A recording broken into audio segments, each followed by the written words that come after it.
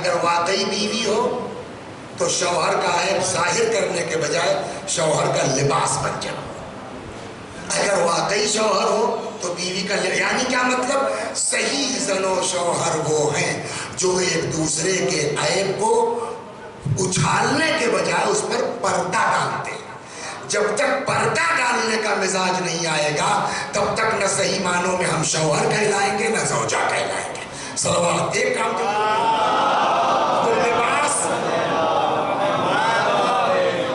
لباس کا ایک کام کیا ہے انجینئر صاحب؟ عیب کو چھپاتا ہے.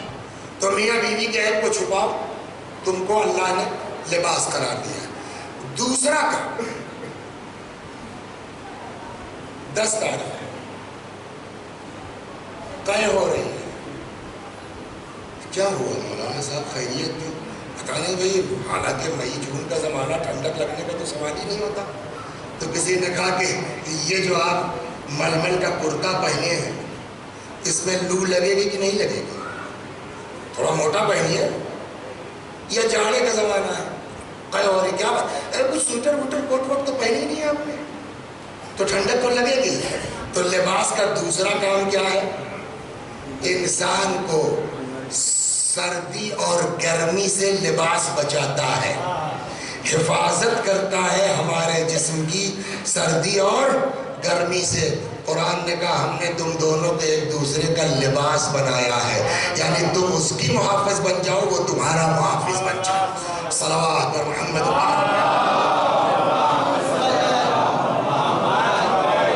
تو ایک طرف قرآن کہتا ہے تم دونوں ایک دوسرے کا لباس ہو، تم اس کے عیب پر پردہ ڈالو، وہ تمہارے عیب پر پردہ ڈالے. تم اس کی حفاظت میں لگے رہو، وہ تمہاری بجائے حفاظت کرنے کے ذرا سی بات ہمارے مزاج کے خلاف ہو گئی، ہمارا ہاتھ اٹھ گیا. اس پر بھی بات ہونی ہے. اس میں اگر کوئی ہے اس ٹائپ کا جس نے بیوی کو مارا ہے تو ممبر گواہ ہے. مجھ کو کسی نے بتایا نہیں ہے، نہ میں کسی کو ٹارگٹ کر رہا ہوں، نہ ممبر ٹارگٹ کرنے کی جگہ ہے. لیکن ممبر ہدایت کی جگہ تو ہے. تو میں جنرلی یہ دو روایت پڑھوں گا. اگر کسی پر چپک جاتی ہے، یعنی کوئی مار کے بیٹھا ہے اس مجلس میں، تو بجائے اس کے کہ ہم پر ٹپیے، آپ گھر جا کے سنجیدگی سے غور کیجئے گا کہ یار تم ایسے تھے کیونکہ حدیث تمہارے اوپر چپک گئی. صلوات پر محمد.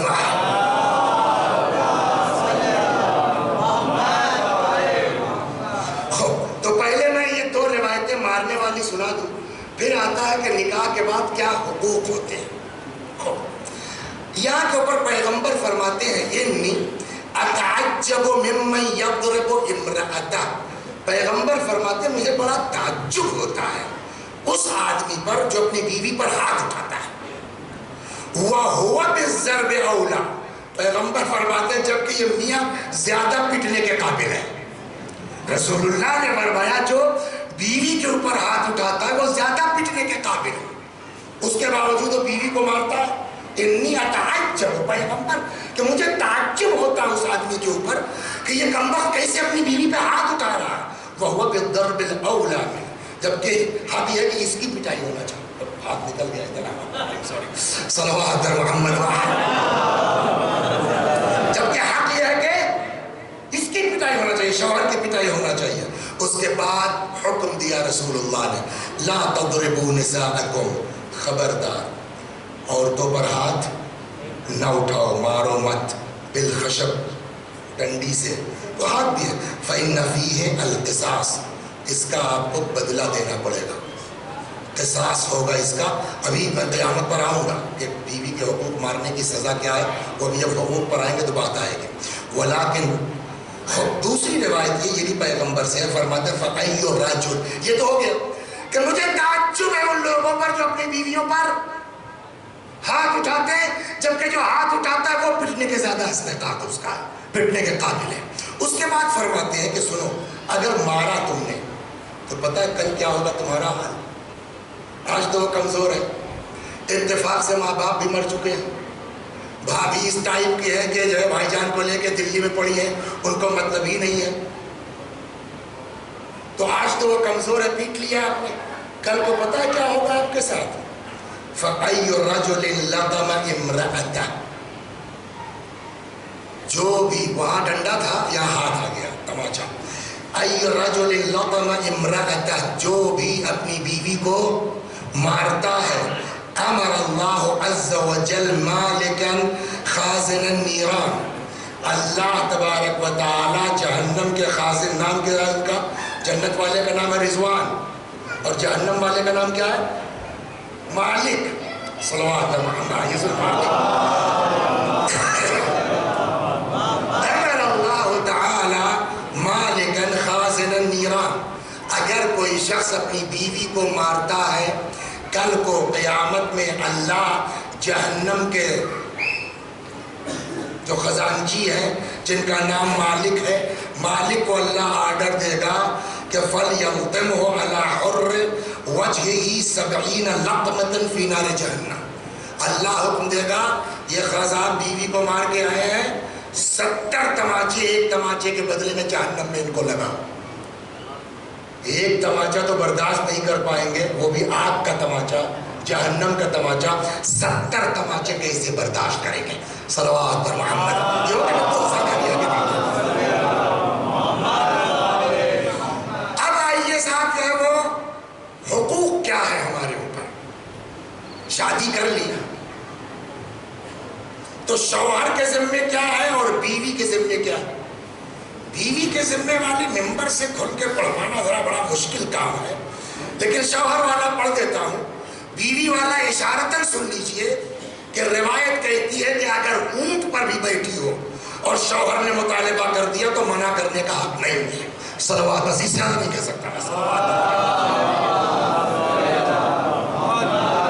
تو یہ ہو گیا. اب آئیے مرد کے اوپر کیا ذمہ داریاں ہیں، عورت کے حقوق کیا ہیں. فرماتے ہیں نمبر 1 مہر. پہلی ذمہ داری ہماری آپ کی کیا ہے؟ اس کے لیے یہ کتاب لایا. مہر نہ دینے والوں کی سزا لاسٹ میں سناؤں گا، نہیں سناؤں گا کتنے اٹھ کے چلے جائیں گے، لہذا آ کرنا. لیکن پہلے یہ بات ہو جائے کہ مہر ہونا کتنا چاہیے. 1,51,000 دینار سرخ. سنا ہے نہیں سنا کہیں؟ یہ کیوں بھاری بھرکم مہر رکھواتے ہیں؟ معلوم کیوں؟ پھنسے رہیں گے، طلاق نہیں ہوگی. روایت کہتی ہے بڑا مہر کدورت کا سبب ہے، دشمنی کا سبب ہے. آپ جس چکر میں رکھ رہے ہیں نا وہی ہونا ہے. صلوات درم آپ سنیے، رکھنا کہنا چاہیے. پیغمبر فرماتے ہیں افضل نساء امتی، میری امت کی افضل عورتیں کون سی ہیں؟ فرماتے ہیں اصبحہن وجہا وَأَقَلُّهُنَّ مَهْرًا. سب سے افضل عورتیں ہماری امت کی وہ ہیں جن کا مہر بولیے کم ہو. جتنا کم مہر اتنی بلند عورت ہے. یہ روایت موجود ہے. لا تغالوا بمہور النساء. جو میں نے کہا نا جس وجہ سے آپ بڑا مہر رکھوا رہے ہیں وہی ہو جائے گا آپ کے ساتھ. لا تغالوا بمہور النساء. عورتوں کے مہر میں زیادہ غلو سے کام نہ لو. 5 لاکھ 1,51,000 25 لاکھ کیا کرنا چاہتے ہو؟ ہمیں پیار میں 1 عام کافی ہے، اور اگر محبت نہیں ہے تو 2.5 لاکھ کی اوقات نہیں ہے.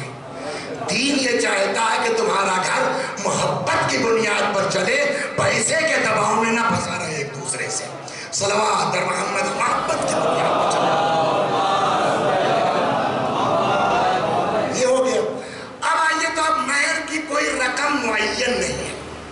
روایت یہ کہتی جتنا کم اتنا بڑھیا. 500 روپے، 1000 روپے، 2000 روپے. ہمارے 2 لڑکیوں کی 2 بھتیجوں کی میں اپنے ہاتھ سے 4 بچیوں کی شادی کر چکا ہوں. چاروں کا ایک مہر ہے، 2500 نہیں ہے. 14 معصومین کی عدد سے ہم نے 14,000 رکھ دیا. الحمدللہ چاروں ٹھیک ٹھاک ہے، شکر ہے خدا کا. لیکن کیا واقعاً کوئی مہر بتایا گیا ہے؟ آپ 500 رکھ دیجئے چلے گا، آپ 1000 رکھ دیجئے، جتنا کم اتنا بڑھیا۔ لیکن ایک روایت یہ کہتی ہے کہ پیغمبر کا خود کا مہر کتنا تھا، صلوات اللہ، تو وہ بڑھیا بنے گا، وہ بڑھیا بنے گا۔ اب یہاں مولا امیر المومنین سے روایت ہے، اور میں اس کا حوالہ آپ کی خدمت، دعائم الاسلام ایک، مستدرک الوسائل دو کتابوں میں یہ مولا امیر المومنین سے روایت ہے، ما نکح رسول اللہ من نسائہ، پیغمبر نے جس عورت سے بھی شادی کی، الا علی 12 اوقیہ، کتنا مہر رکھا؟ ساری امہات المومنین کا مہر کتنا تھا؟ 12 اوقیہ۔ ابھی بات ہو رہی ہے یہ اوقیہ کیا چیز ہے؟ 12 اوقیہ پیغمبر نے رکھا، ونصف اوقیہ، 12 نہیں بلکہ 12.5، 12 اوقیہ ونصف، 12.5 اوقیہ پیغمبر نے مہر رکھا ساری عورتوں کا۔ اوقیہ کیا ہے؟ فالعوقیہ 40 درہم، ایک اوقیہ 40 درہم کے برابر ہے چاندی کا سکہ۔ ایک اوقیہ کتنا ہوا؟ بولیے 40 درہم، تو 12 اوقیہ کا کتنا ہوا؟ 12 چوک 48، 480، آدھا اوقیہ 20، 500، تو کتنا ہو گیا؟ 500، 1000 نہیں بھائی، 12.5 اوقیہ کتنا ہوا؟ 500 درہم چاندی کا، من فضہ۔ کہتے ہیں کہ یہ تو خود پیغمبر کا اپنی بیویوں کا تھا نا، لیکن وہی نہیں رکے، وَعَلَى ذَلِكَ أَنْكَحَنِي فَاطِمَةَ، اور اسی مہر پر پیغمبر نے میرا نکاح بھی فاطمہ سے اسی مہر پہ کیا تھا، 12.5 اوقیہ یعنی 500 درہم، جس کو آج علماء نے تحقیق کر کے 107 تولہ چاندی بتایا ہے، صلوات، ورنہ 500 درہم، یا بعض میں ہے 12 اوقیہ تو 480 درہم سے لے کے 500، اس کو کہتے ہیں مہر السنہ۔ اور ایک روایت میں امام رضا علیہ السلام، ابھی بالکل آپ کے لیے جو ہے وہ گائیڈ لائن آ گئی ہے مہر کی، ڈائریکشن امام کی طرف سے ہے، گائیڈ لائن پوری موجود ہے کہ آپ کو اپنی بیٹیوں کا مہر کتنا رکھنا ہے۔ وہ تو ہم نے آپ کو داستان سنائی، مولا نے حکم نہیں دیا ہے، مولا نے خبر دی ہے کہ پیغمبر کی ساری ازواج کا مہر کتنا تھا؟ 12.5 اوقیہ، اور اسی مہر پر میرا بھی نکاح ہوا جناب فاطمہ سے 12.5، تو مولا نے حکم نہیں دیا، مولا نے اطلاع دی۔ یہاں 8ویں امام نے باقاعدہ حکم دیا ہے، فرماتے ہیں اذا تزوجت، جب تم شادی کرو، فجحد، کوشش کرو، کیا کوشش کرو؟ اللہ یجاوز مہرها مہر السنہ، کہ تمہارا مہر سنت سے آگے نہ جائے۔ مہر سنت کیا ہے؟ ہاں وہی 500 درہم، 12.5 اوقیہ 107 تولہ۔ وہ کیا ہے مہر سنت؟ اب امام نے بھی، تو اب دونوں روایتوں میں لے گے تو بات بالکل فائنل ہے۔ فرماتے ہیں لا یجاوز مہرها مہر السنہ، اگر تم شادی کرو تو کوشش یہ کرو کہ مہر سنت سے تمہارا مہر اوپر۔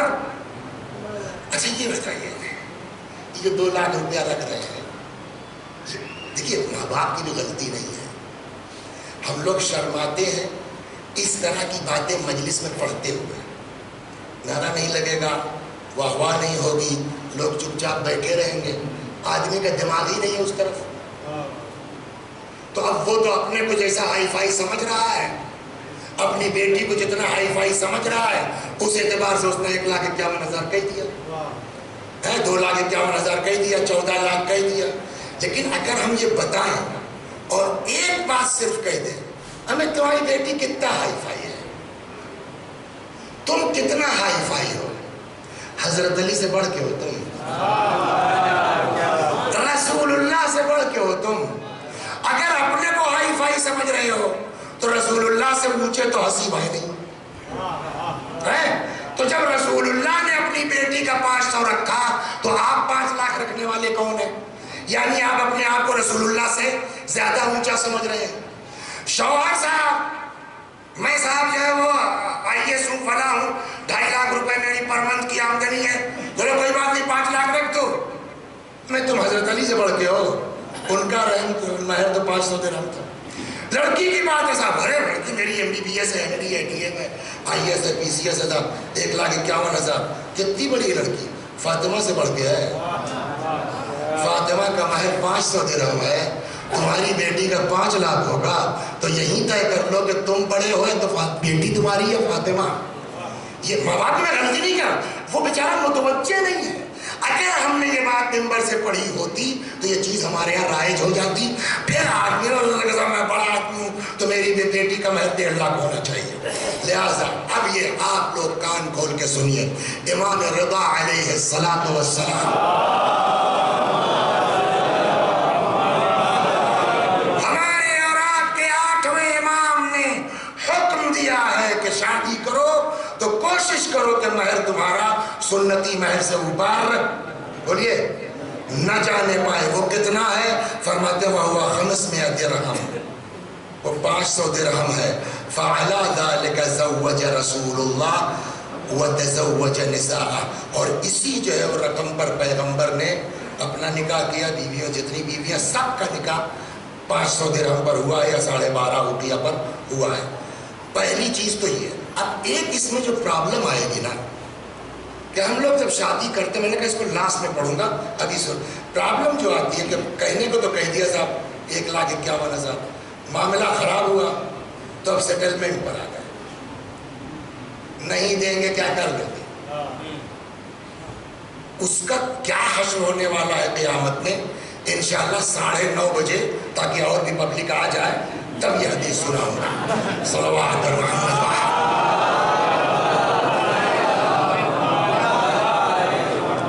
تو پہلا حق عورت کا شوہر پر کیا ہے؟ اس کا مہر دینا. جو نہیں دے گا اس کا حشر کیا ہوگا؟ 9:30 بجے.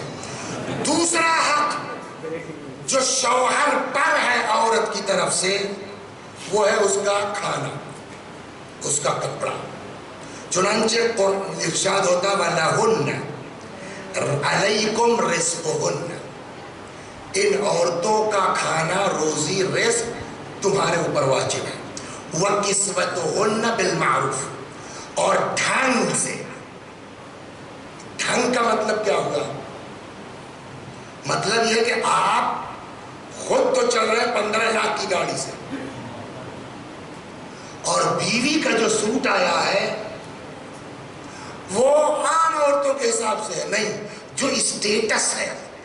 جیسا آپ کھائیں پیئیں گے، جیسا آپ پہنیں گے، ویسے ہی آپ کی بیوی کو بھی کھانا ہے، ویسے ہی آپ کی بیوی کو. خود تو ریمنڈ کا سوٹ پہنے، بیوی کو 500 روپے کا دلوائے. صلوات محمد.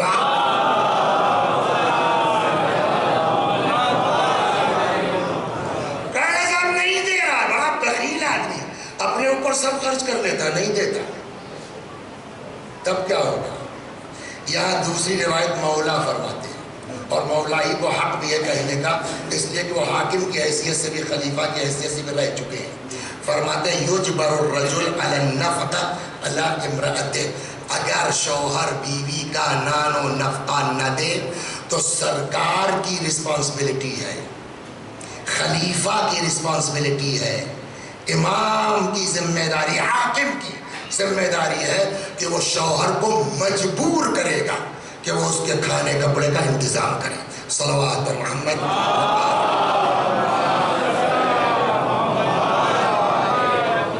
جانتے ہیں یہ آج جو ہے پتہ نہیں کیسے وقت بھاگتا چلا جا رہا ہے. 30 24 25 منٹ ہو گئے، لہذا اب میں ادھر شروع کروں، وہ سب جانے دیجیے حق وقت کو. اب آئیے صلوات پر محمد.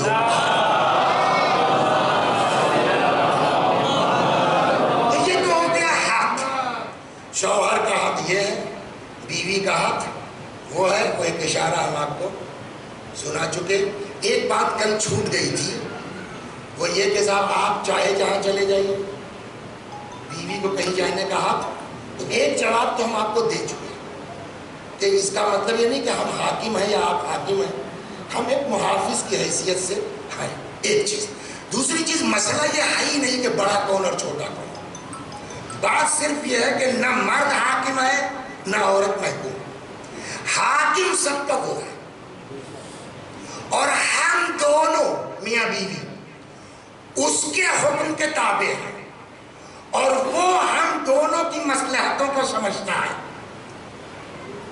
جتنا مناسب سمجھا اس نے مرد کو پابند بنایا، جتنا مناسب سمجھا اس نے، بولیے، عورت کو پابند بنایا ہے۔ اب وہ جو کہتے آپ کو ماننا۔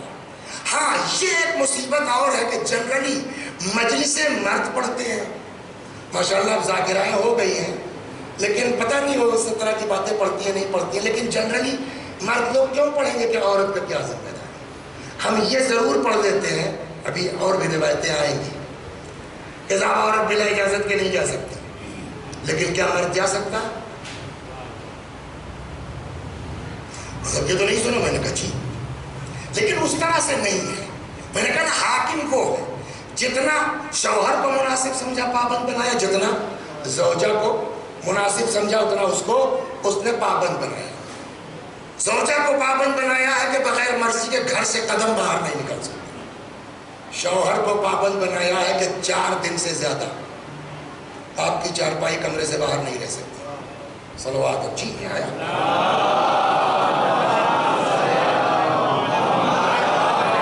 شوہر بغیر بیوی کی مرضی کے 4 دن سے زیادہ آپ کمرے کے باہر نہیں رہ سکتے۔ یہ 4 مہینے سے زیادہ آپ جو تعلقات زوجیت ہیں اس کو آپ بغیر اس کی مرضی کے آپ منقطع نہیں کر سکتے۔ کیا مطلب ہوا؟ اگر وہ چاہے لیں، آپ چلے گئے دبئی کمانے کے لیے، 2 سال بعد پلٹیں گے، بولیے 4 مہینے تک کوئی بات نہیں ہے، 4 مہینے کے بعد آپ باؤنڈ ہے واپس آنے پر، اور اگر آپ واپس نہیں آتے ہیں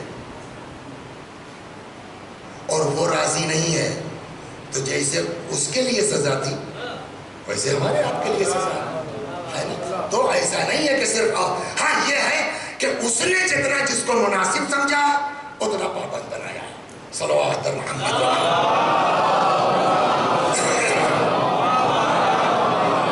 یہ تو ہو گیا قانون، لیکن ہر جگہ گھر، سماج، ماحول، حتی سرکار صرف قانون سے نہیں چلتی،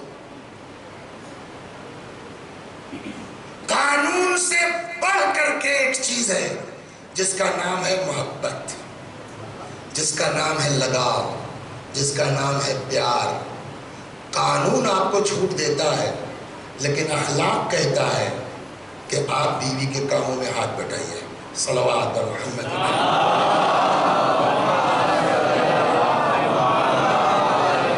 قانون آپ کو باؤنڈ کرتا ہے کہ آپ بیوی کو پکا پکایا کھانا دیجیے، آپ اس کے کپڑے کا انتظام کیجیے، ہے نا، قانون یہ کہتا ہے۔ لیکن اخلاق کیا کہتا ہے؟ ایک مثال سن لیجیے، اس کے بعد پھر بات۔ ایک ایسا گھر، انجینئر صاحب، جس میں کوئی نہیں ہے، صرف ماں بیٹے رہتے، کوئی نہیں ہے، صرف کون ہے؟ ایک ماں اور اس کا ایک بیٹا۔ تو کیا بیٹا ماں کو کچھ کہہ سکتا ہے؟ ماں کی خدمت بیٹے کی ذمہ داری ہے کہ نہیں ہے؟ بیٹا بیچارہ روزی روٹی کے لیے دن بھر مارا پھرتا ہے، ماں پر واجب نہیں ہے کھانا پکانا، بیٹے کی ذمہ داری ہے ماں کی خدمت کرنا۔ لیکن اخلاقی تقاضا کیا ہے کہ جب میرا بیٹا دن بھر اتنی محنت کر رہا ہے تو شام کو آ جائے تو اس کے لیے گرم روٹی میں پکا دوں، ماں اس کا کپڑا میں استری کر دوں، اس کا کھانا۔ یہ قانوناً ماں پر لازم نہیں ہے، لیکن اخلاق کہتا ہے کہ جب بیٹا محنت کر رہا ہے تو ماں کو کرنا چاہیے۔ ایک ایسا گھر ہے جس میں کوئی نہیں، صرف بھائی بہن رہتے ہیں، بھائی بیچارہ محنت کر رہا ہے، بہن کی کیا ذمہ داری؟ کچھ نہیں۔ لیکن اخلاق کہتا ہے کہ نہیں کہتا؟ تو اگر بہن گھر کا کام کر دے تو محبت کہتا ہے، ماں جو ہے بیٹے کا کپڑا دھل دے، کھانا پکا دے تو ماں کی ممتا کہلائے۔ تو یہ کام بیوی نہیں کر سکتی، اس کو ذمہ داری کیوں مانا جا رہا ہے؟ وہ بھی اخلاق ہی تو ہے۔ اگر وہ پیار کہ بھائی تمہاری ماں ہوتی کرتی، میں کر رہی ہوں. تمہاری بہن ہوتی کرتی, میں کر رہی ہوں. تم پیار دکھلاؤ, اس کو بھی پیار آئے گا. گھر قانون سے نہیں چلتا, عشق سے چلتا. صلوات محمد وعلا. اب جب یہاں تک آپ آ گئے, تو اب سنیے روایت. جناب رسول خدا سے زیادہ قانون کون جانتا تھا؟ پیغمبر زیادہ کوئی؟ پیغمبر خود آئے اپنی بیٹی داماد کے گھر اور خود طے کیا ہے. آپ کو کیا قانون نہیں ہے, لیکن طے کیا آپ باہر کا کام کریں گے, آپ گھر کا کام کریں گی. یہ پیغمبر نے باقاعدہ دونوں کی ذمہ داری بانٹ دی, نہیں بانٹتی؟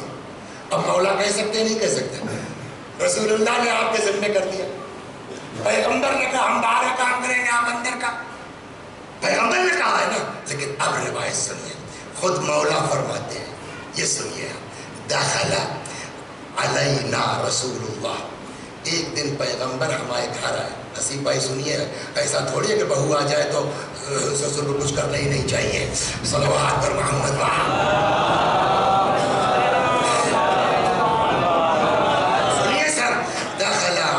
رسول اللہ.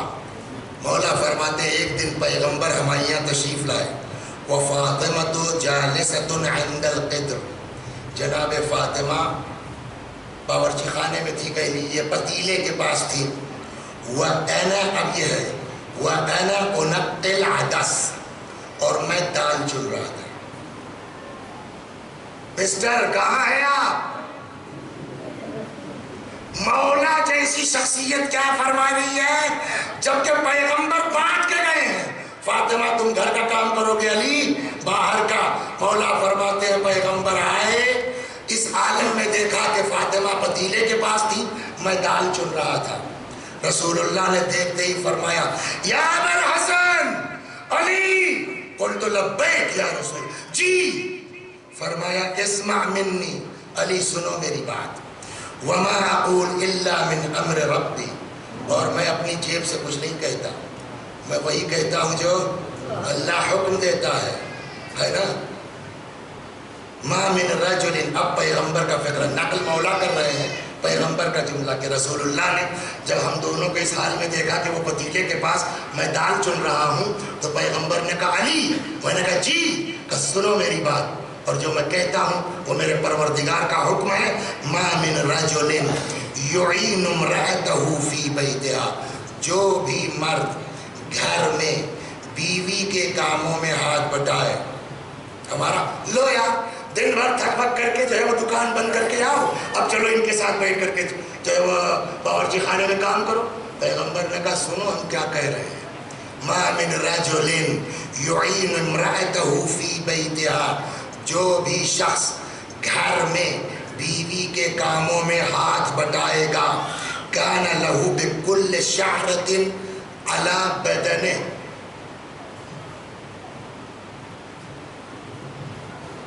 چچا ان کو دیکھیے ان کے سر پہ بال نہیں ہے نا, اس کے باوجود گن سکتے ہیں کتنے بال ہیں, جو ہیں بھی تھوڑے سے گن سکتے ہیں نہیں نا. تو جب ایسے لوگوں کا حال یہ, تو ان کا کون گنے گا؟ ماشاءاللہ ان کا کون گنے گا؟ جملہ سنیں گے پیغمبر نے کیا فرمایا, سنیے آپ. فرماتے ہیں جو بھی شخص گھر میں عورت کے کام میں ہاتھ بٹائے گا, کان لہ بکل شعرۃ علی بدنہ عبادۃ سنہ, جتنا جسم میں بال ہے ہر بال کے عوض 1 سال کی عبادت اس شوہر کے کھاتے میں لکھی جائے گی. باپ رے, صلوات ذرا غور کر رہے ہیں آپ کیا ہوگا؟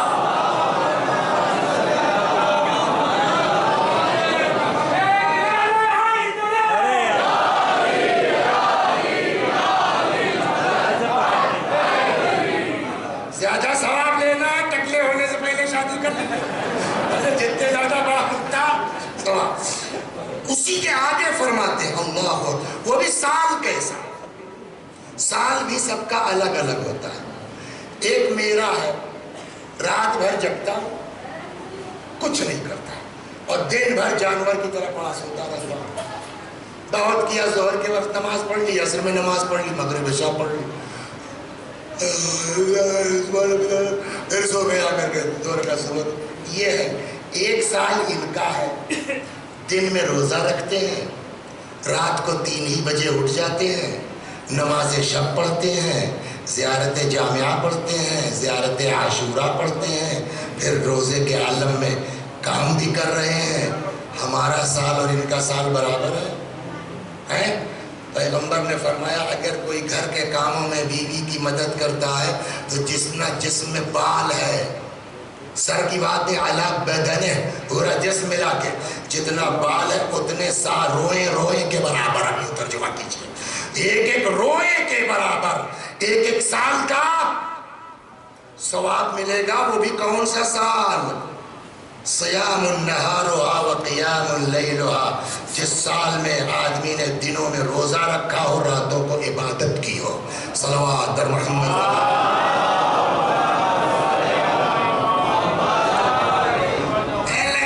جب ممبر کی بات ہے بکنے دو مولوی صاحب کو, میرے بس کا نہیں ہے بھیا, میں نہیں کر پاؤں گا. میں نے کہا جی آپ نہیں کر پائیں گے. یہ آپ نہیں کہہ رہے, پیغمبر پہلے ہی کہہ چکے ہیں کہ ہر آدمی نہیں کر پائے گا. پھر کون کرے گا؟ پیغمبر فرماتے یا علی, اسی کے آگے, لا یخدم العیال, بیوی کا ساتھ کوئی نہیں دے سکتا, اس کے کاموں میں ہاتھ نہیں بٹا سکتا, الا صدیق, سوائے اس کے جس کا مرتبہ صدیق کا ہو, او شہید, یا وہ جس کی حیثیت شہداء کے برابر ہو, او رجل یرید اللہ بہ خیر الدنیا والآخرہ, بیوی کے کاموں میں ہاتھ وہی بٹا سکتا ہے جس کے لیے اللہ نے ڈیسائیڈ کر لیا ہو دنیا میں بھی خیر اور آخرت میں بھی خیر. مجھ سے نہیں ہو سکتا, بالکل نہیں ہو سکتا, اس لیے کہ اللہ نے آپ کے لیے خیر ڈیسائیڈ ہی نہیں کیا. صلوات محمد.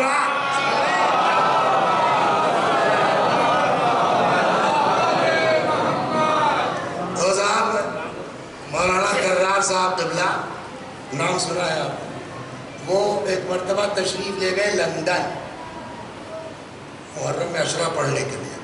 تو وہاں بالکل ٹائم فکس تھا, مثلا 50 منٹ پڑھنا یا 45 منٹ پڑھنا. اچھا ہندوستان اور اس زمانے تو 1.5 گھنٹہ 2 گھنٹے والے, تو وہ انہوں نے کچھ 1.25 گھنٹہ یا 1.5 گھنٹہ کچھ پڑھ دیا مرحوم نے.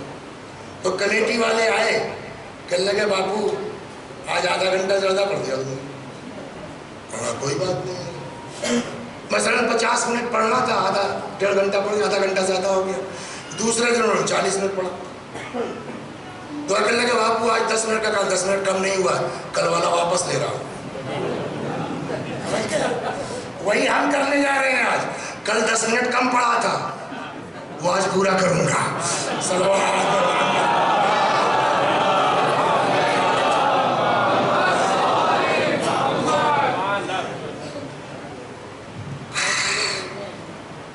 یہ انجینئر صاحب ہمارے علاقے کے ہیں بچپنے سے. تو ایک دن یہ یہاں سے چلے اپنے گاؤں جانے کے لیے, تو اتفاق سے ڈائریکٹ ٹرین نہ ہو کے وایا فیض آباد تھی, مثال یوز کر سکتا ہوں نا سر, وایا فیض آباد تھی. تو وہاں جا کر کے فیض آباد اسٹیشن کے آس پاس پہنچ کے معلوم ہوا وہ ٹرین کا انجن خراب ہو گیا, کیا ہو گیا. تو انہوں نے فون کیا ہمیں کیا کریں, ہم نے چلے ہو. تو ہم نے بھیجا, جو ہے وہ آدمی لے کے آ گیا. اب وہ اتفاق سے یہ مطلب انجینئر صاحب آ رہے ذرا, تو ہڑبڑ میں جلدی جلدی ہم بھی بیٹھ گئے, تھوڑا پیاز کاٹ دے, تھوڑا وہ کیا کہتے ہیں آلو چھیل دے, ذرا سا کھیرا کاٹ دے. تب تک صاحب یہ تو رہ گئے باہر کمرے میں, ان کی بیوی کیا پتا مولوی صاحب اندر بیٹھے, وہ دندناتی ہوئی آ گئی. اب جب تک ہم سمجھ کے اٹھے تب تک تو دیکھ لیا میڈم نے کہ مولوی صاحب پیاز چھیل رہے ہیں, مولوی صاحب سبزی کاٹ رہے ہیں. عورتوں کو تو اتنا معلوم ہونا کافی ہے, اتنا بہت ہے. اب صاحب قبل اس کے کہ ہم اس علاقے میں پہنچے, پورے علاقے میں بات مشہور, کیا ارے ممبر پہ اتنی پھینکتے ہیں, گھر میں بتاؤ بالکل غلام بنے ہوئے ہیں چورو کے, بیٹھ کے سبزی کاٹتے ہیں, بیٹھ کے ترکاری کاٹتے ہیں. کیا گھر میں کام کرنے والے کو چورو کا غلام کہتے ہیں؟ کہ وہ تو حدیث سنا چکا. تو اب اگر کوئی کسی پر الزام لگاتا ہے چورو کے غلام ہونے کا, الزام صحیح ہے غلط؟ غلط. مگر شریعت کہتی ہے اس کو تو چورو کا غلام نہیں کہتے, لیکن کچھ ہیں جورو کے غلام. دیکھیں ہم آپ جس کو جورو کا غلام سمجھتے ہیں وہ جورو کی غلامی نہیں ہے, وہ سیرت علی پر عمل ہے. لیکن دین نے کچھ لوگوں کو جورو کا غلام بتایا ہے. ایک دو کو تو میں اس میں دیکھ رہا ہوں, صلوات اللہ نہیں کہوں گا, لیکن میں جانتا ہوں کہ وہ جورو شرعی غلام, جورو شرعی میننگ ہے جورو کے غلام کی, اس طرح کے وہ جورو, میں نے کہا جورو کا غلام یہ لفظ تو یوز نہیں ہوا ہے بٹ مطلب وہی ہے. کہا صلوات پر محمد.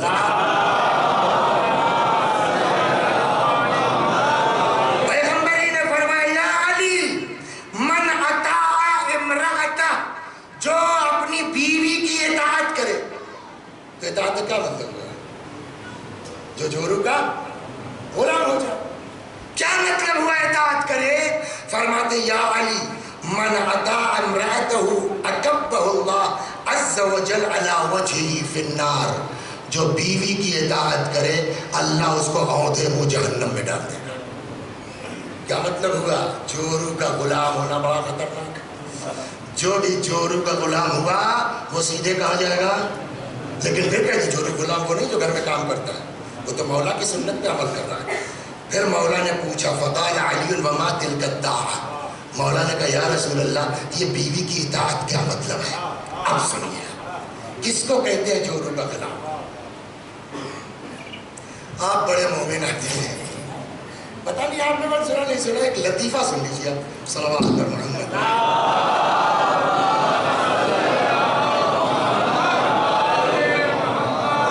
تو ایک صاحب کی شادی طے ہوئی, کہتے ہیں بتائیے واٹس ایپ والی داستان ہے, صحیح غلط لیکن ہے بڑی مزیدار.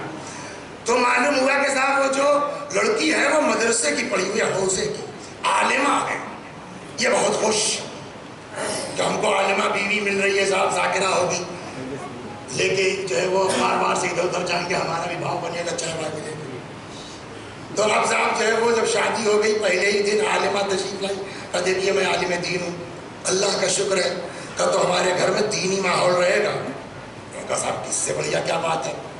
بات ہو گئی, طے ہو گیا پہلے ہی دن گھر میں دینی ماحول رہے گا. بات ختم ہو گئی. ایک دن جب مہینہ 15 دن گزر گیا تب عالمہ نے اپنی حقیقت دکھلانا شروع کی. کہ بھائی دیکھیے آپ سے طے تھا کہ گھر میں دینی ماحول رہے گا. کہ جی ہاں. کہ تو اب آئیے دین کیا کیا کہتا ہے. میں آپ کی بیوی ہوں, آپ کی اماں کی خدمت گزار ہوں. دیکھیے کہاں سے پھنساتا ہے. میں آپ کی بیوی ہوں, آپ کے ابا سے مجھ سے کیا مطلب, آپ کے ماں باپ ہیں, آپ ان کا خیال رکھیے, مجھ کو الگ مکان چاہیے, کھانا کپڑا اس کی ذمہ داری آپ کی. اب یہ تو پھنس گئے یار, یہ کون سی عالمہ لیا ہے. یہ سوچا تھا کہ ٹھیک ٹھاک ہوگا کچھ, یہ تو الٹا نکلا. تو کسی مولوی صاحب سے دوستی تھی ان کی, وہاں بولنے کرنے کا مولوی صاحب پھنس گیا ہوں, آپ کوئی رائے حل بتائیے. کل کیا, کل میری بیوی ایسا ہی تو کہہ رہی ہے. حکم شریعت تو یہ کہ کھانے کی ذمہ داری آپ کی, کپڑے کی ذمہ داری آپ کی, مکان کی ذمہ داری آپ کی, دیجیے اس کو الگ مکان. کہلے یار مولوی صاحب تم سے حل پوچھنے آئے ہیں نہ کہ مسئلہ پوچھنے. کہ تو اسے کہو نا, حل بتاتا ہوں میں. کہلے کیا, کہ جاؤ کہہ دو دینی ماحول رہے گا, ٹھیک ہے, دین کہتا ہے 4 شادی کر سکتے ہو, آپ کے لیے میں الگ مکان بنا دوں گا, کھانا کپڑا ایک نوکرانی رکھ دوں گا جو آپ کا پیر دبائے گی, کھانا کپڑا دھلے گی, کھانا پکا کے دے گی. لیکن اب ماں باپ کی ذمہ داری تو ہمارے اوپر ہے ہی ہے, تو میں کسی گاؤں سے ایک دیہاتی عورت سے نکاح اور کر لیتا ہوں کہ جو میرے ماں باپ کے ساتھ رہے گی, وہ خدمت کرے گی. یہ بھی تو دینی ماحول ہے نا. کہا چھوڑو دین وین کو, ہم کس دین کے لیے ہیں, ہم آپ کی خدمت ہم کر دیں گے. صلوات نام تمہیں ہر جگہ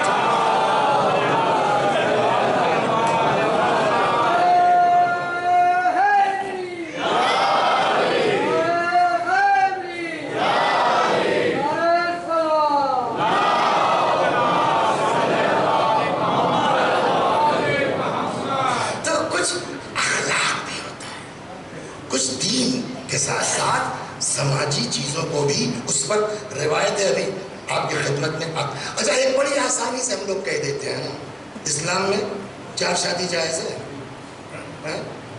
کہاں جائز ہے؟ کہیں لکھا ہے قرآن میں 4 شادی کر سکتے ہو؟ کہاں؟ بولو. ہاں بولو کہاں لکھا ہے؟ آیت میں پڑھ دیتا ہوں. بولو. آیت کہتی ہے فَانْكَحُوا مَا طَابَ لَكُمْ مِنَ النِّسَاءِ مَثْنَىٰ وَثُلَاثَ وَرُبَاعَ. ایک کی تو بات ہی نہیں ہے. شادیاں کرو مثنیٰ 2 سے، 3 سے یا 4 سے، یہ پہلے کہا گیا. اس کے بعد والا بھول جاتے ہیں لوگ. وَإِنْ خِفْتُمْ أَلَّا تَعْدِلُوا فَوَاحِدَةً. اور اگر ذرا بھی تم کو یہ ڈر ہے کہ دونوں کے ساتھ عدالت نہیں کر پاؤ گے تو خبردار ایک سے آگے نہ بڑھنا. کون آدمی ہے جو گارنٹی دے دے کہ میں دوسری شادی کرنے کے باوجود پہلی والی کو نئی والی کے برابر سمجھوں گا؟ ہے کسی کے پاس؟ تو اس کا مطلب قرآن نے کہا تو بین نہیں لگایا، مگر ایسی شرط لگا دی ہے کہ دوسری کے قابل کوئی ہو ہی نہیں سکتا. صلوات بر محمد.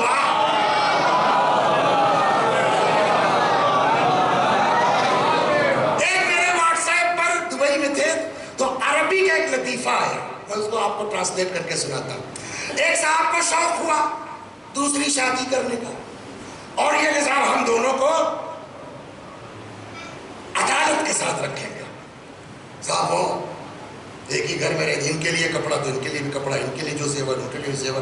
بالکل اتفاق. یہ دیکھیے اب یہ صحیح واقعہ تو نہیں ہو سکتا، یہ کڑھائی ہوا ہے لیکن ہم کو اچھا لگا. اتفاق سے دونوں بیویاں ایک ہی دن مر گئی. اب باہر سے انٹری اور ایگزٹ کا دروازہ ایک ہی تھا گھر میں، سب کے ایک ہوتا. اب اس کو یہ ٹینشن ہوا کہ یار اب یہاں عدالت کیسے ہوگی؟ 2 جنازے برابر سے نکل نہیں سکتے. جو پہلے نکلے گویا اس کو، جو بعد میں نکلا کچھ تو فرق. کیا کیا جائے؟ اس نے کیا کیا کہ دروازہ دیوار توڑوا دو، اور دیوار توڑ کے نیا دروازہ بنایا. دونوں جنازے ایک ساتھ. سب کوئی وہ نہیں جانتے ہیں کوئی. اس نے خواب دیکھا اس بیوی کو جو پرانے دروازے سے نکلی تھی. ہم کو زندگی میں پتا تھا کہ تم اس کو زیادہ چاہتے ہو، مجھ کو پرانے دروازے سے میرا جنازہ نکالا، اس کے لیے نیا دروازہ بنوایا. تو کچھ کر لے جائیے صاحب، آپ 2 عورتوں کو برابری کا درجہ نہ دے پائیں گے، نہ ان کو راضی کر پائیں گے. لہذا سمجھدار آدمی وہ ہے کہ جو ایک پر رہ جائے. صلوات پر محمد رسول اللہ. تو اب آئیے، تو پیغمبر نے کہا جو بیوی کی اطاعت کرے گا، جس کا ہم نے ٹرانسلیشن کیا جو جورو کا غلام ہو جائے، اکبہ اللہ عز وجل علی وجہی فی النار. اللہ اس کو عہدے جہنم میں ڈال دے گا. مولا نے پوچھا یا رسول اللہ وما تلک الطاعت، یہ اطاعت کیا ہے؟ اب 1 منٹ میں آپ کو سمجھاتا ہوں.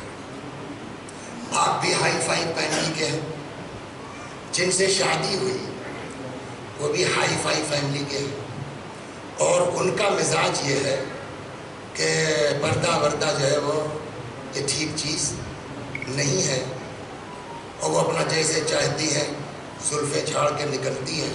اس پر ایک عورتیں بھی ہیں، یہ سن لے روایت، سمجھ گئے؟ یہ روایت بھی سن لیجیے.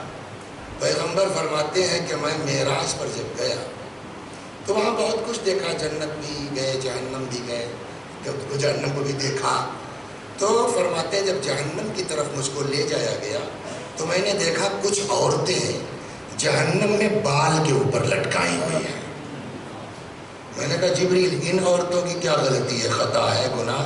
کہ عذاب دنیا میں اپنے بالوں کی نمائش کرتی تھی، چھٹک چھٹک کے ٹمپو کو بیٹھتی تھی. صلوات پر محمد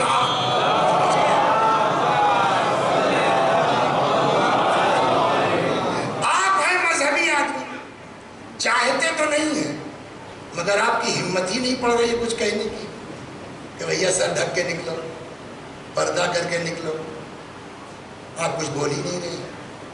وہ اپنا جیسے دل چاہا وہ کھولا، اپنا کیا، سمجھ گیا، کنگھی کی، اٹھی، نکل گئی.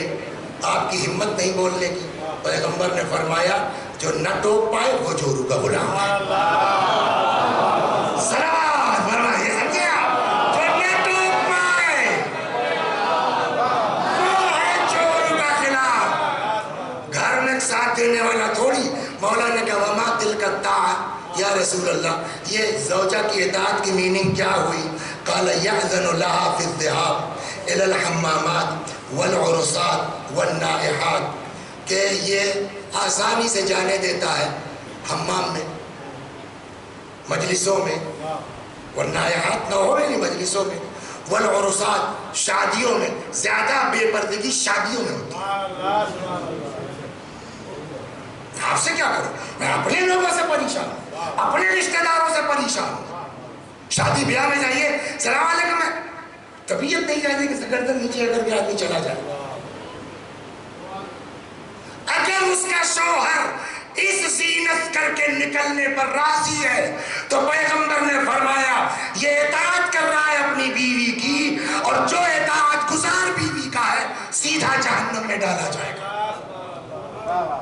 دوسرا کہ مولوی صاحب آپ نے اتنی آسانی سے پڑھ دیا جہنم، ارے میں ٹوک کے تھک گیا ہوں، نہیں مانتی. کہ نہیں، آپ کا میٹر الگ ہے.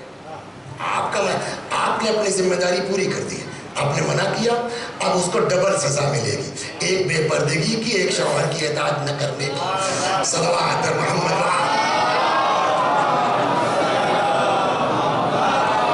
مولا نے کہا یا رسول اللہ وما تلک الطاعۃ، یہ اطاعت کیا ہے؟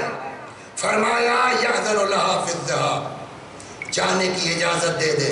حمام پرانے زمانوں میں گھروں میں نہیں ہوتا تھا، تو وہ سامودائک حمام ہوتا تھا، تو وہاں لوگ جاتے تھے زنانہ مردانہ، وہ اس کی طرف اشارہ. والعرسات شادیوں میں، والنائحات غم میں، واللبس الثياب الرقاق، اور وہ اس طرح جا رہی ہے کہ نازک کپڑا پہنے. شوہر اگر راضی ہے تو یہ ہے جورو کا غلام. ایک دوسری روایت سنیے، صلوات پر محمد.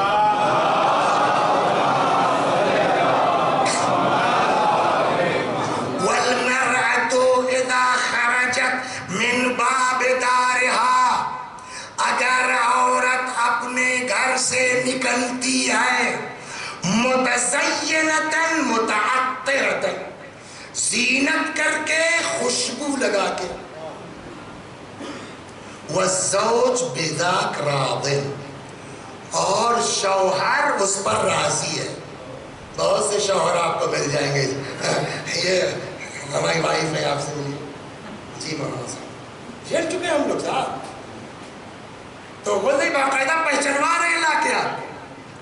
والمرأة اذا خرجت من باب دارها، اگر عورت شوہر کے گھر سے نکلتی ہے متزینتاً، زینت کر کے، متعطرتاً، خوشبوئیں لگا کے، والزوج بذاک راض، اور شوہر اس پر خوش ہے. صاحب میری بیوی بہت بڑے گھر سے آئی ہے، ہائی فائی لوگ آئی، کہا ان کو کہاں ٹوک پائیں گے ہم.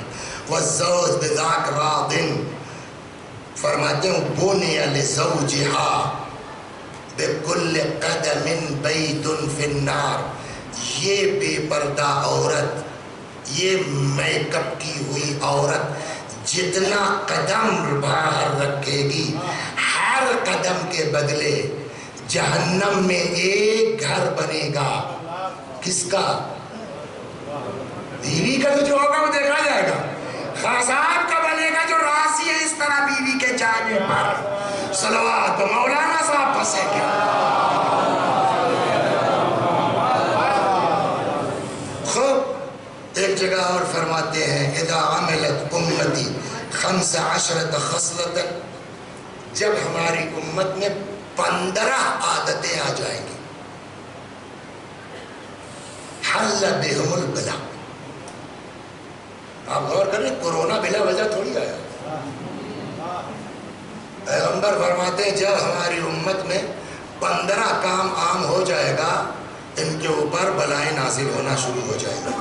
من جملہ ان کے ایک یہ ہے اطاع الرجل امرأتہ وعصى امہ، جب لوگ بیویوں کی اطاعت اور ماں کی نافرمانی کرنے لگیں گے پھر سماج میں کورونا نہیں پھیلے گا تو اور کیا ہوگا؟ صلوات محمد، حل بہم البلاء، ان پر بلا نازل ہوگی کہ ان پر جو بیوی کی اطاعت کرے اور ماں کی نافرمانی کرے۔ من ضرب امرأة بغیر حق، 2 روایتیں اس میں سنائی تھی، گھنٹہ پورا ہوا نہیں ہوگا۔ آج یہ لوگ گاڑی میں ہم کو چابی کس رہے تھے، 1 گھنٹہ فضائل، اس کے بعد مسائل، تو بھیا جو کہو کریں گے، کیا سمجھ گئے؟ 1-2 سلوات پڑھیے، 2 منٹ ہے، گھنٹہ پورا ہو جائے۔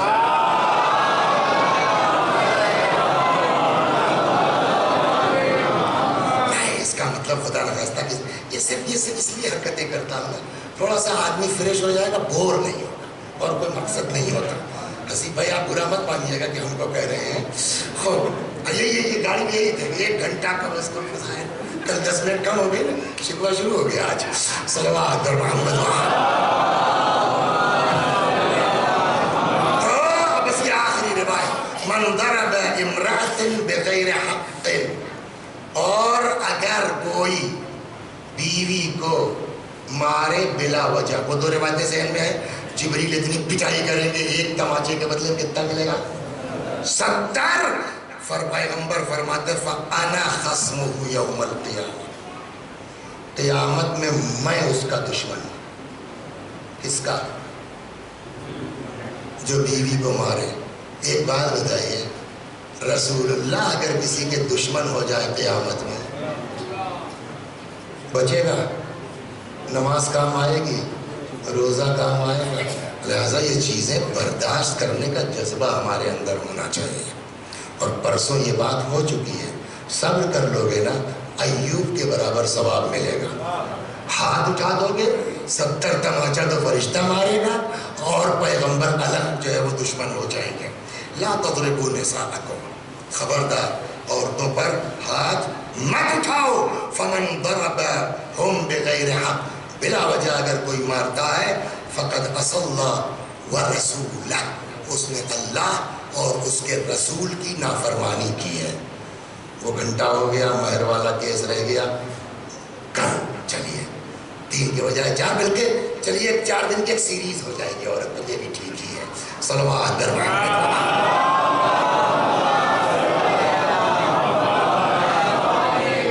ایک دم کریں، دیکھ لو کھڑی کھڑا 1 منٹ کم نہیں کرتے، اگر 1 آدھ منٹ کم ہو تو ہم اور اس کو پورا کریں گا قصہ سنا۔ صلوات محمد۔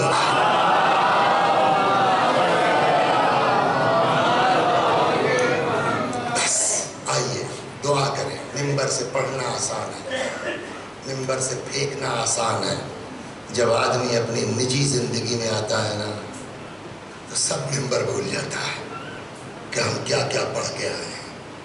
ایک روایت کہتی ہے اللہ نے حضرت موسیٰ سے کہا، مسکین بھائی، کہ موسیٰ اس زبان سے دعا کرو جس سے تم نے گناہ نہ کیا۔ تو موسیٰ معصوم، لیکن سوال کیا، مطلب ہم لوگوں کی طرف سے شاید پالنے والے وہ زبان کہاں سے لائی جائے کہ جس سے گناہ کچھ نہ کچھ تو ہوا ہے نا۔ اللہ نے کہا موسیٰ دوسرے کی زبان سے دعا کرواؤ، اس لیے کہ تم نے اگر کسی کو گالی دی ہے اپنی زبان سے دی ہے نا، مسکین کی زبان سے تھوڑی دی ہے۔ کیا نام ہے آپ کا؟ مصطفیٰ کی زبان سے تھوڑی دی ہے۔ تو تم اپنے لیے دعا کروانا ہے تو مصطفیٰ سے کرو، اپنے لیے دعا کروانا ہے مسکین سے کرو، اپنے لیے دعا کروانا ہے زید سے کرو۔ سمجھ گیا؟ اپنی دعا کی کوئی گارنٹی نہیں ہے، 1000 شرطیں، لیکن روایت کہتی ہے اگر کوئی دوسرے بندے مومن کے لیے دعا کرے گا تو اللہ یقیناً قبول کرتا ہے اور اس کا 1000 گنا دعا کرنے والے کو ملتا ہے۔ دونوں چیزیں ہیں، سمجھ گیا؟ ایک قصہ سنیے، صلوات پر محمد۔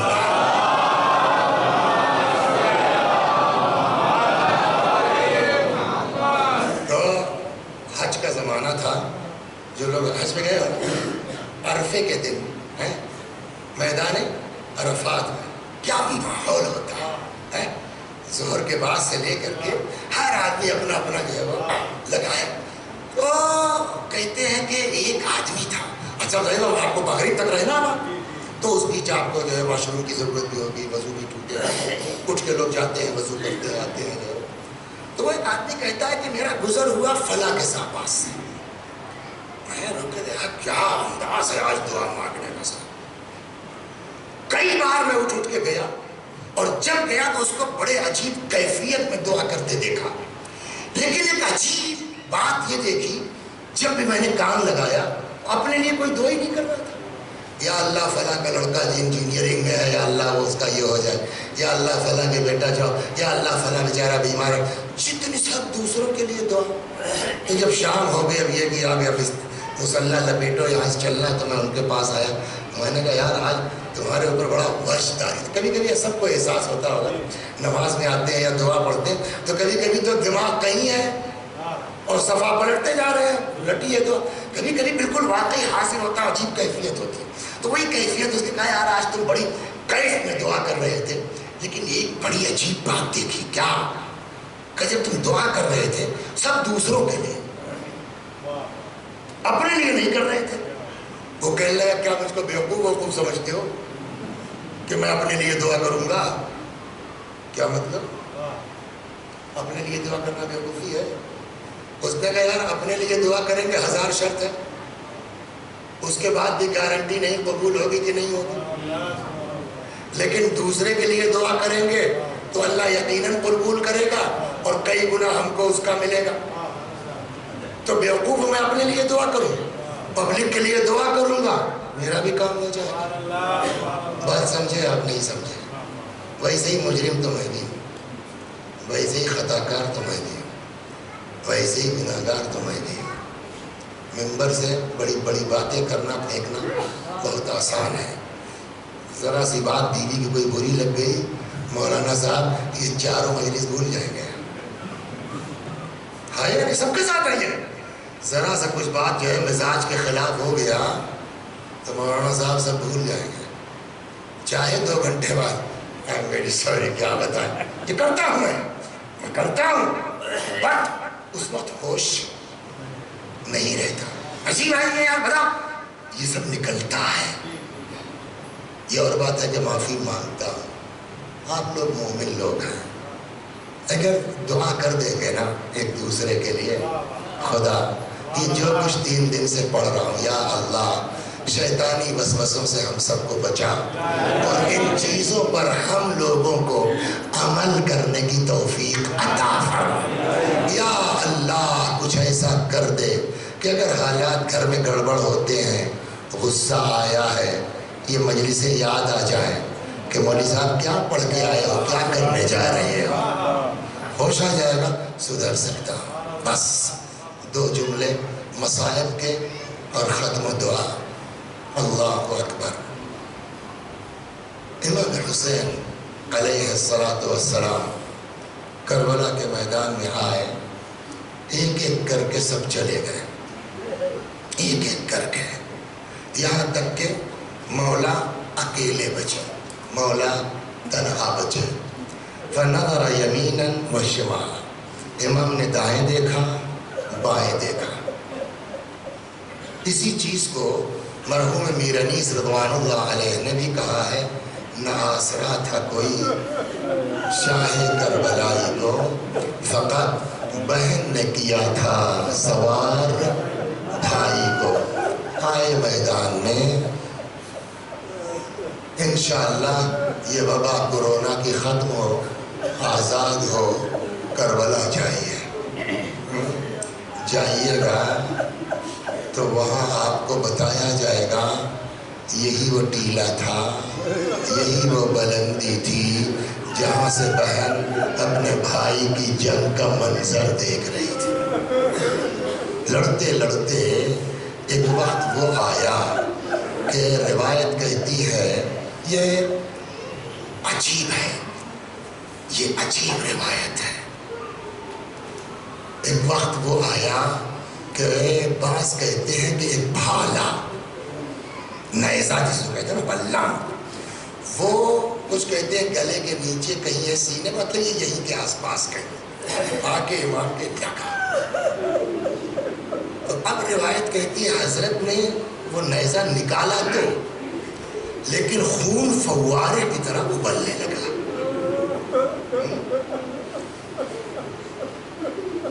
چلو لگا دیا، جب بھر گیا چلو نا، اچھال دیا آسمان کی طرف۔ روایتیں کہتی ہیں ایک قطرہ واپس نہیں آیا۔ اسی لیے کسی زیارت میں یہ فقرہ ہے، السلام علیکہ یا من سکن دمہ فی الجنان، سلام اس حسین پر جس کا خون بہشت میں جا کے ٹھہرا۔ غور فرما رہے ہیں، اللہ اکبر۔ لڑتے لڑتے اب سچ میں اتنا خون نکلے گا تو نقاہت آئے گی نا۔ روایت کہتی ہے حضرت زمین پر آ گئے۔ اکثر آپ نے دیکھا کہیں عاشور کے دن، کہیں 7 محرم کو مجلسوں کے بعد ذوالجناح نکلتا ہے۔ کیوں؟ اور جس کو دیکھیے صاحب یوں چوم رہا ہے، گھوڑا چوم رہے ہو، جانور چوم رہے ہو، ہیں؟ جواب، تم کو کیا پتا یہ جانور حسین کا کیا تھا؟ تم کو کیا پتا؟ انسانوں میں وہ وفاداری نہیں ہے جو ذوالجناح میں تھی۔ کہتے ہیں کہ جب حضرت گھوڑے سے گر پڑے، ذوالجناح کو احساس ہوا کہ میرا سوار گر پڑا ہے۔ فرماتے ہیں کہ لجام دانتوں میں دباتا تھا اور لا کے امام حسین کے ہاتھ پر رکھتا تھا۔ جانور ہے نا، اپنے دل کی بات تو نہیں بتا پائے گا، لیکن ہم آپ سوچ تو سکتے ہیں کہ کیا مطلب ہے اس کا لا کے لجام رکھنا۔ ایک بات سمجھ میں آتی ہے کہ شاید جانور کے دماغ میں یہ آیا ہو کہ اگر ایک بار یہ لجام پکڑ کے سوار ہو جاتے، میں دوڑ کے ان کو زینب تک پہنچا دیتا۔ شاید کہ اتنے میں ابن سعد نے کہا پکڑ لو اس گھوڑے کو، فَإِنَّهُ مِن جَوَادِ رسول اللہ، یہ پیغمبر کا گھوڑا ہے۔ گھیر لیا فوجوں نے۔ سناؤں آپ کو، پہلے کہیں پڑھا تھا 40، پچھلے سال کسی کتاب میں دیکھا 17 بھی کم نہیں ہے۔ یزیدی فوجوں نے ذوالجناح کو پکڑنے کے لیے سب گھیر لیا اور ذوالجناح نے ہاتھ پیر چلانا شروع کیا۔ کہتے ہیں کم بھی کم نہیں ہے، 17 یزیدیوں کو اپنے ہاتھ پیروں سے مار ڈالا۔ کس نے؟ گھوڑے نے۔ جب کسی کی پکڑ میں نہیں آیا تو آخر میں عاجز آ کر کے ابن سعد نے کہا جانے دو، دیکھیں کیا کرتا ہے۔ اب روایت کہتے فَلَمَّا أَمِنَ الْجَوَادِ، جیسے ہی گھوڑے کو امن کا احساس ہوا کہ اب کوئی میرے پیچھے نہیں ہے، اب دیکھیں دوڑتا دوڑتا پتہ نہیں کتنی دور چلا گیا، لیکن جہاں بھی تھا بھاگ کے امام کے پاس آ گیا۔ اور اب جو روایت کہتی ہے اب لجام نہیں لگ رہا ہے۔ کیوں؟ لگتا ہے مایوس ہو گیا کہ اب یہ سوار نہیں ہو پائیں گے۔ جانتے ہیں کہ اب آ کے اس نے کیا کیا جانور نے؟ روایت کہتی ہے آیا اور آ کے اپنی پیشانی کو یا اپنے زلفوں کو، کاکل کو امام کے خون میں رنگین کیا، اور وہاں سے تیزی کے ساتھ بھاگتا ہوا خیمے کے دروازے پر آیا اور آن کے ہنہنانا شروع کیا، آرام آرام سے۔ ہم اور آپ جانور کی زبان نہیں سمجھتے نا، لیکن امام جانور کی زبان سمجھتے نہیں سمجھتے۔ 5ویں ہم سمجھ رہے ہیں کہ دروازے پر آ کر کے خیمے کے در پہ آ کے ہنہنا رہا ہے، لیکن 5ویں امام نے کیا فرمایا پتہ ہے؟ فرماتے ہیں یہ ہنہنا نہیں رہا تھا، اپنی زبان میں کہہ رہا تھا۔ اب امام نے جو فرمایا وہ امام باقر علیہ السلام فرماتے ہیں ذوالجناح در خیمہ پہ آ کے اپنی زبان میں کہہ رہا تھا الظلیمہ الظلیمہ من امت قتلت ابن بنت نبیہا، اور ایک کے कितने जालिम है ये लोग, कितने जालिम है ये लोग जिन्होंने अपने नबी की बेटी के बेटे को मार डाला। ये आवाज खैमे के अंदर पहुंची। देखा है आपने, गांव में भी है, यहाँ भी होता होगा कि जब आशूर वाशूर को मजलिस के बाद जुलूस से पहले जुलजना निकलता है, तो ये जुलजना निकलने के बाद मर्दों के बाद औरतों में जाता है। कभी गौर किया? आइंदा कीजिएगा। जब ये जुलजना औरतों की तरफ जाता है, कभी देखा आपने ये औरतें कैसा चीखती हैं, कैसा फरियाद करती हैं? सिर्फ इस तसव्वुर में ना कि ऐसे ही मेरे मौला की खाली सवारी आई होगी। जबकि इन औरतों में कोई ज़ैनब नहीं है, इन औरतों में कोई उम्मे कुलसूम नहीं है। आप बताइए, आज जब ये आलम है तो आशूर के दिन जब जुलजना तेरे खैमा पे जाके उसने आवाज लगाई होगी, अज़लीमा अज़लीमा मिन उम्मतिन क़तलत इब्न बिन्त नबिय्या। अरे कितने जालिम है ये लोग, कितने जालिम है ये लोग जिन्होंने अपने नबी की बेटी के बेटे को मार डाला। आवाज जुलजना की खैमे के अंदर पहुंची, बीबियां तड़प के निकल आई। अब बताऊं आपको मंजर, रिवायत कहती है कुछ ने आके घोड़े की गर्दन में बांधे डाल दी, कुछ आके घोड़े के पैरों से लिपट गई। अजब कोहराम का आलम है कि रिवायत कहती है इतने में सीने पे सोने वाली वो कमसिन बच्ची आती है, गौर से सुलझना को देखती है, कहती है मेरे बाबा के घोड़े इतना बता दे, हल सुदिया भी हमको दिला जाना। अरे मेरे बाप